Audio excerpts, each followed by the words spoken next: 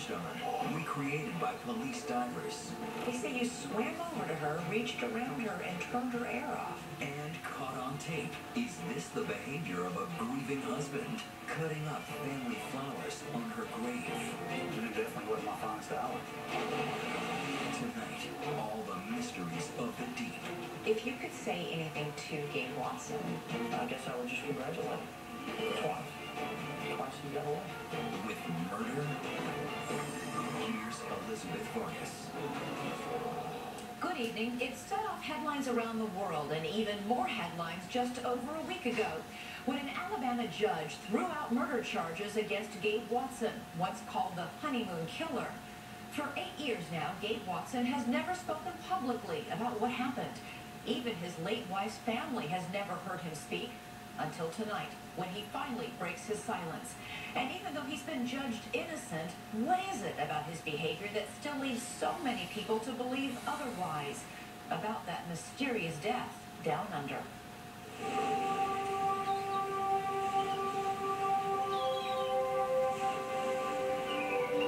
It was bright, it was sunny, a really nice day. We rolled off the boat and she was the first one headed down.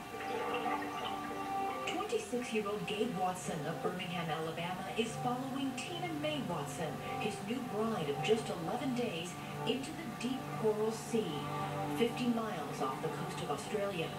This is the honeymoon they had always dreamed of. And then...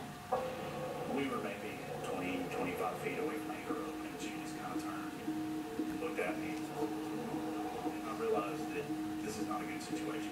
what was she doing? She was sinking and reaching out for me to grab off the hook. I gave a few kicks down to see if I could grab her, and she was out of arm's reach. Why did you turn away from her at that moment? I don't know. Since that fateful day in 2003, he has been labeled a murderer. He was arrested for the murder of his wife, Tina, for the second time. Prosecuted on 2 continents. Alabama investigated this case, and Australia investigated this case. They came to the same conclusion. He had the motive and the opportunity. Because Tina never made it to the surface alive. And what Gabe did or didn't do that day remains the subject of intense speculation. You never think that your daughter will leave for her honeymoon and her husband will kill her. Through it all, for almost a decade, Gabe Watson has remained silent about Tina, about what really happened underwater. 5 minutes and 50 seconds that changed his life and ended hers. Tonight he breaks his silence and answers his many accusers. I don't think I'll ever be over it. I mean, I don't think ever. I don't know how you get over it.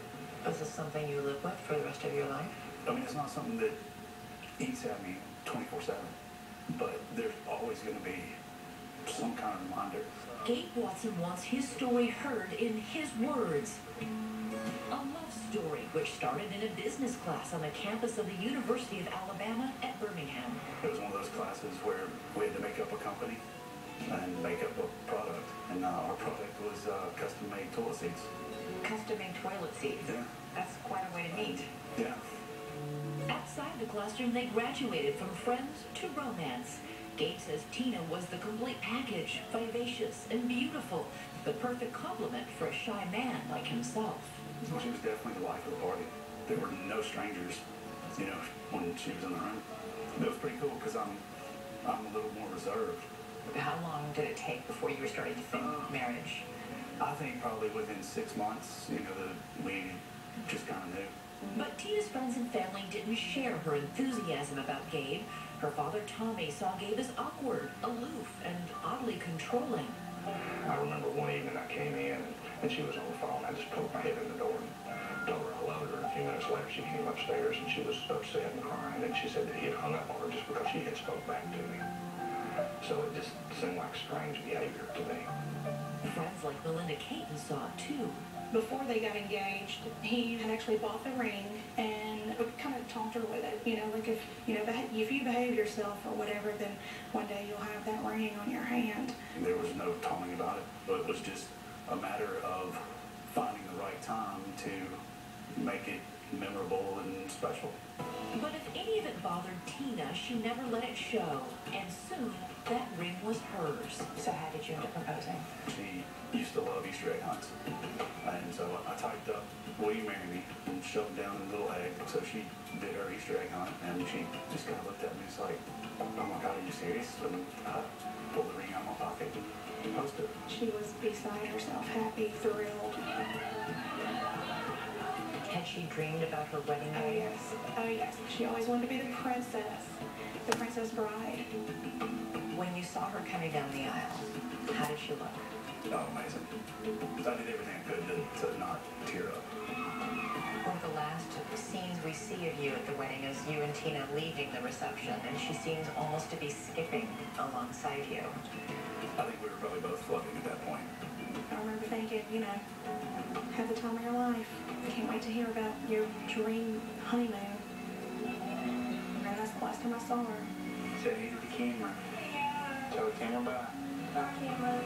Blow the camera and kiss you. That dream honeymoon would bring Tina and Gabe across the world to Australia. And it better be worth all the money we just spent to go. Pretty bad. The trip would start in Sydney, then a 7-night cruise aboard the Spoil Sport, a luxury dive boat run by well-known Mike Ball Expeditions. Gabe had a passion for diving, and Tina learned to dive with him specifically for this trip. She did it for you. Right. Was she trying to please you? It was a hobby that I really enjoyed, and I think she thought it'll be a really fun hobby to do as well. Were you surprised to hear that she was going to try scuba diving? She did tell me that it like freaked her out. That it did scare her. In fact, Tina had panicked while she was taking lessons with her scuba instructor, but her fears didn't outweigh her excitement. They had timed the trip to line up with the sea turtle migration, something Tina was anxious to see. But if you like diving, you've got to go on the Great Barrier Reef. Like Tina said, they got Nemo over there. And she was excited to see clownfish. Very much.